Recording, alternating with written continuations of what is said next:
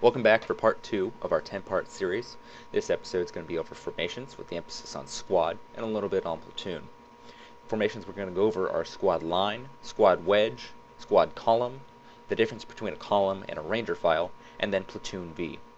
All of the squad formations can also be moved up to platoon formations, just instead of utilizing your fire teams, you're going to utilize your squads in that platoon instead. Alright, let's get started. We're going to begin with the concept of ready team fire assist. This is just a pneumatic to remember where everybody in the fire team goes. Now, the ready refers to the rifleman, the team refers to the team leader, fire refers to automatic rifleman, and the assist refers to the assistant automatic rifleman. This leaves out the grenadier and the squad leader.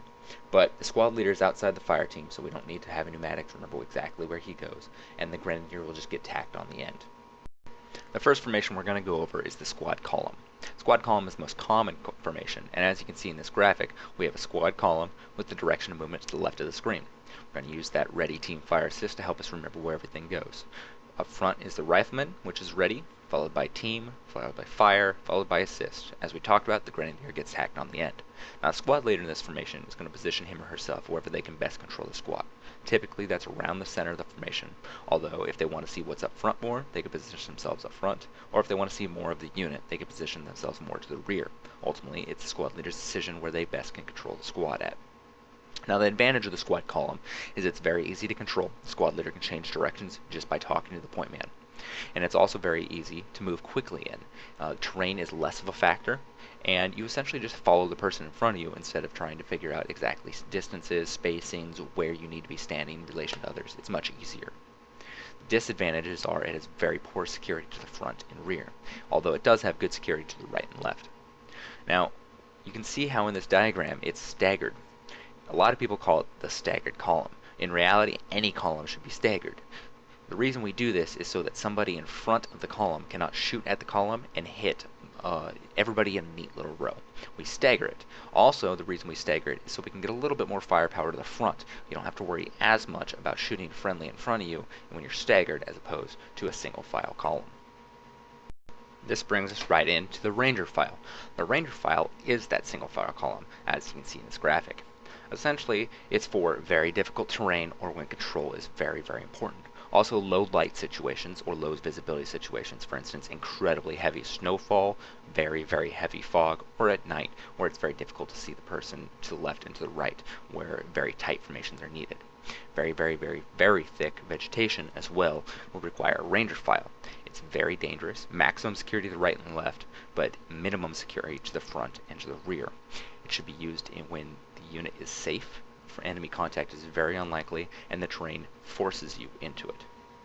So far what we've talked about is enemy contact unlikely. In the squad wedge, which you can see here, we have a formation that's good when contact could happen, but isn't necessarily imminent. It has all right control, terrain can push it around a little bit, but for the most part, you have good security to the front, rear, left, and right sides.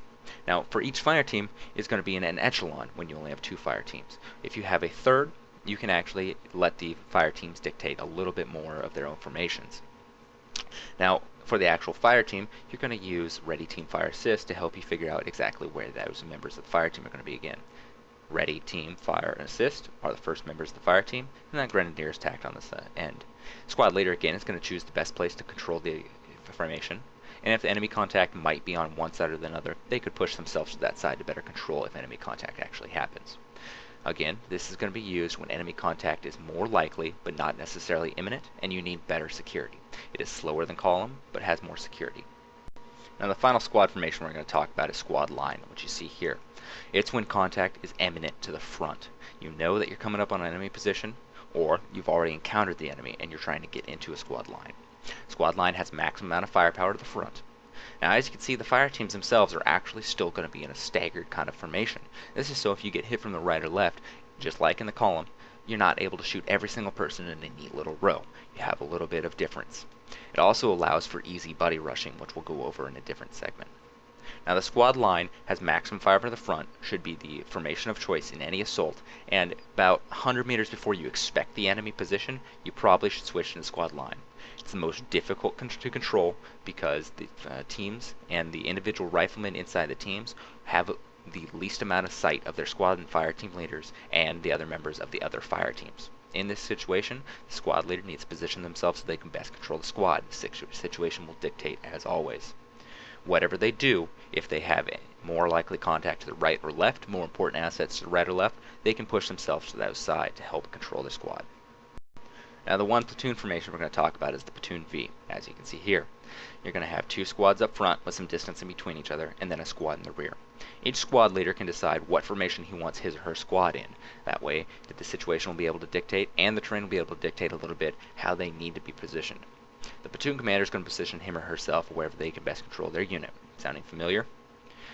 Now, this formation is best used when you're trying to travel down a road. You're going to have that platoon in the rear actually on the road. And what you're trying to do is if there's any enemy unit positioned to ambush the road, you're going to be able to have a squad flanking them immediately upon them contacting you on the road. We'll go over into more support by fire and flanking attacks later on in other episodes, but that's essentially what you're trying to create in this Platoon V. Now, any of the squad formations that we've already talked about can be scaled up to platoon formations. Platoon line is just all your squads on line. A platoon wedge is just your platoon oriented in wedge formation using its squads. Everything that you would do with your fire teams, you can just do with your squads. It all translates. And that's it for this episode. Next episode, we're going to go over immediate action drills, and we'll see you then.